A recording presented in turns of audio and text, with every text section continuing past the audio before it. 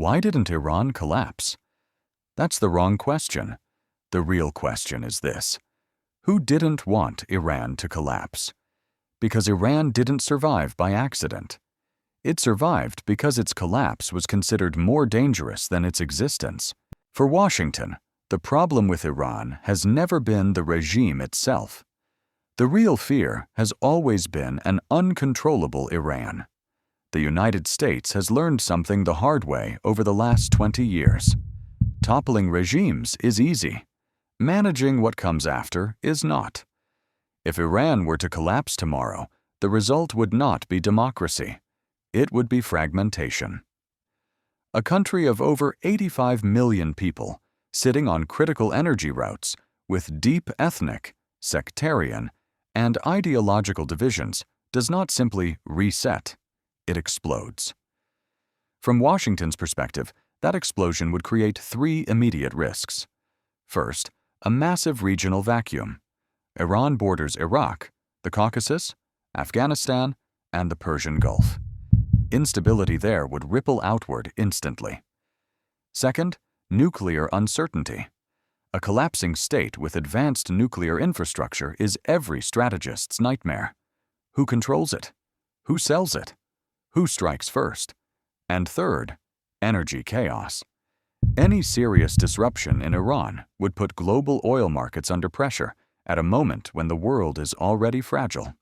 So the U.S. applies pressure, sanctions, isolation, rhetoric, but stops short of the final push.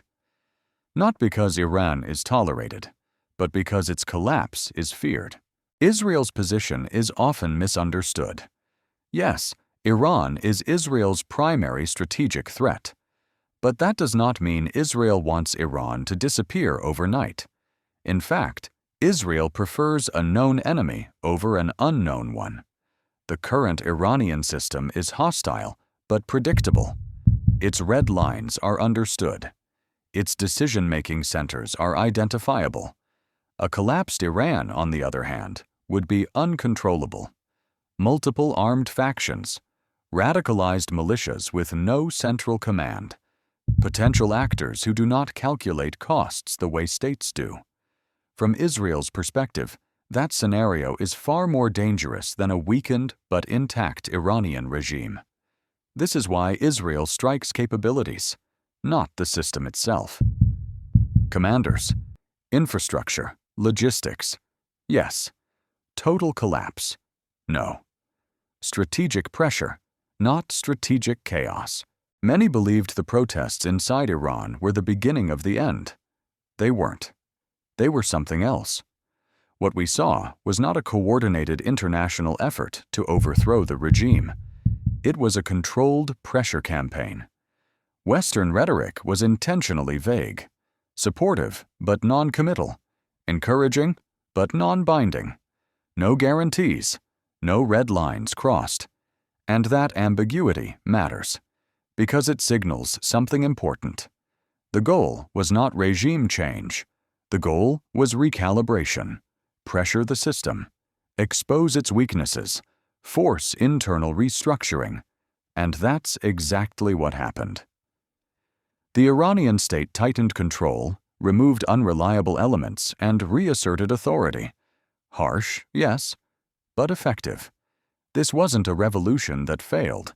It was a stress test that ended. Iran is not a passive actor in this story. It understands the game. Tehran knows it is boxed in, economically, diplomatically, militarily. But it also knows something crucial. Its enemies don't want it gone. They want it contained. So Iran plays survival politics. It absorbs pressure. It limits escalation. It signals restraint while maintaining deterrence. Did Iran win? No. But it survived. And in the current Middle Eastern order, survival itself is a form of victory. The Middle East has entered a new phase. Great powers are no longer chasing revolutions. They are managing risks. They don't want collapse. They want control.